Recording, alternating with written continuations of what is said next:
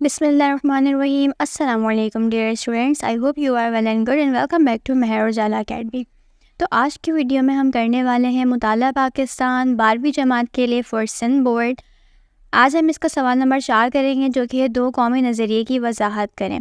ٹھیک ہے، اس سوال کو ہم کریں گے. یہ جو ہے بیانیہ سوالات ہیں 2025 کے لیے. میں آپ کو یہ سوال بتا رہی ہوں. اس سے پہلے ہم سوال نمبر 1 2 3 کر چکے تھے، تفصیلی بیانیہ سوالات، اور مختصر 24 سوال تھے جو بھی آپ کو کروا دیے گئے ہیں. چینل پہ ویڈیو موجود ہے، ڈسکرپشن میں بھی لنک ایڈ کر دوں گی، آپ وہاں سے جا کے چیک کر سکتے ہیں.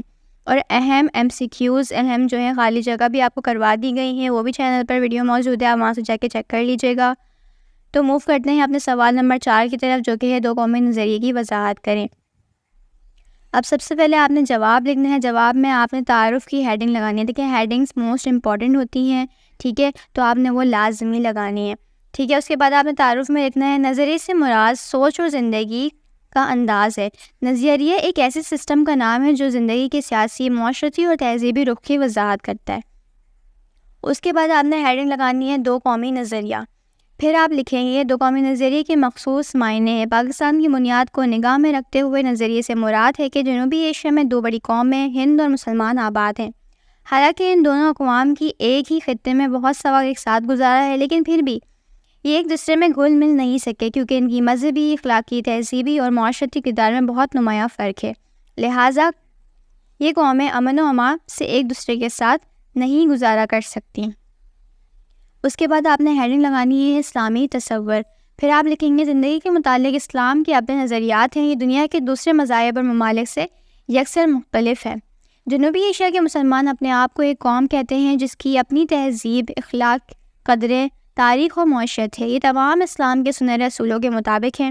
ان کے خیالات ہندوؤں سے انتہائی مختلف ہیں. صدیوں تک ایک ساتھ رہنے کے باوجود یہ قومیں اپنے آپ کو ایک ثابت نہ کر سکیں. پھر آپ نے ہیڈنگ لگانی ہے قرآنی تصور.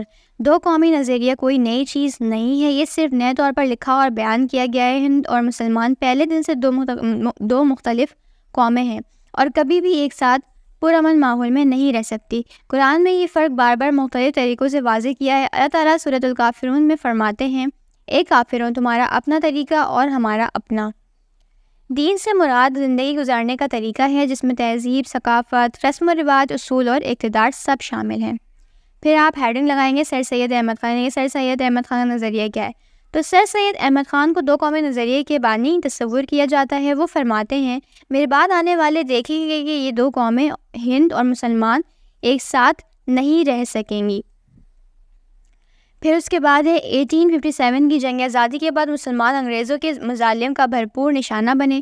مسلمانوں کو تعلیمی، سیاسی اور معاشی طور پر وسطی میں دھکیل دیا گیا. سر سید احمد خان نے اپنی تمام کوششیں مسلمانوں کی تعلیم یافتہ بنانے میں صرف کر دیں.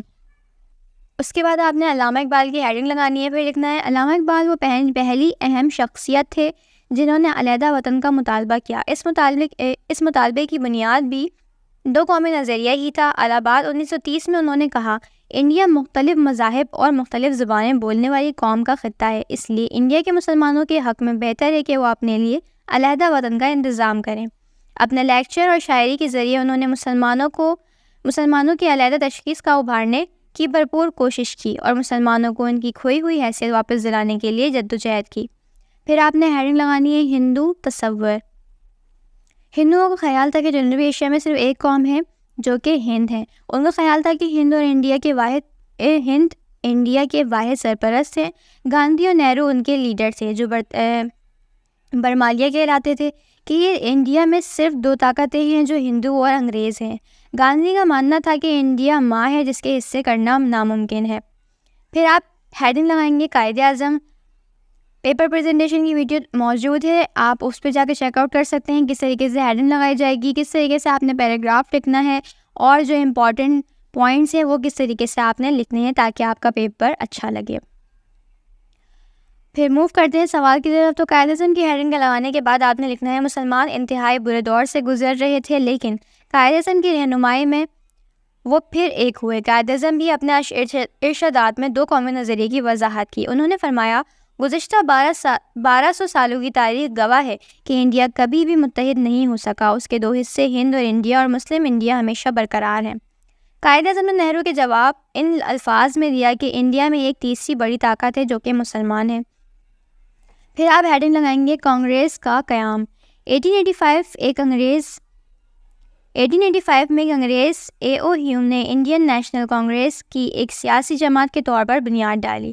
اس کا مقصد لوگوں کو ایک سیاسی جھنڈے کے تلے جمع کرنا تھا، نہ کہ انگریزوں کے مخالف کھڑے ہونا، لیکن وقت کے ساتھ ساتھ یہ بات ثابت ہوتی چلی گئی کہ یہ پارٹی صرف اور صرف ہندوؤں کی جماعت کی مفاد پرست تھی۔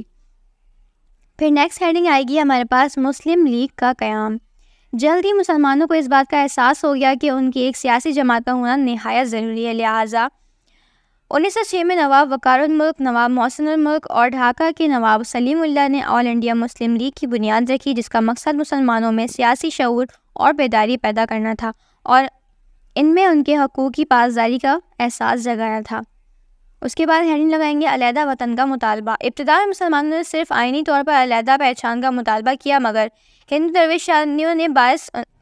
درویش دانیوں کے باعث انہوں نے بعد میں علیحدہ وطن کا مطالبہ شروع کر دیا۔ 1930 میں خطبہ الہ آباد میں علامہ اقبال کی پہلی دفعہ ایک علیحدہ وطن کا تصور پیش کیا، اس بنا پر انہیں مصور پاکستان بھی کہا جاتا ہے۔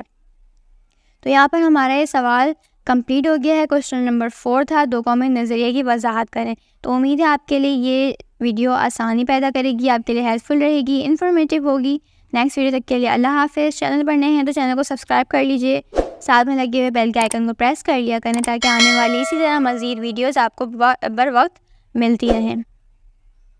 اور آپ کو مزید کس ٹاپک پر ویڈیو چاہیے تو آپ کامنٹ سیکشن میں بتایا کریں تاکہ ہم اس ٹاپک پر ویڈیو آپ کو as soon as possible provide کر سکیں۔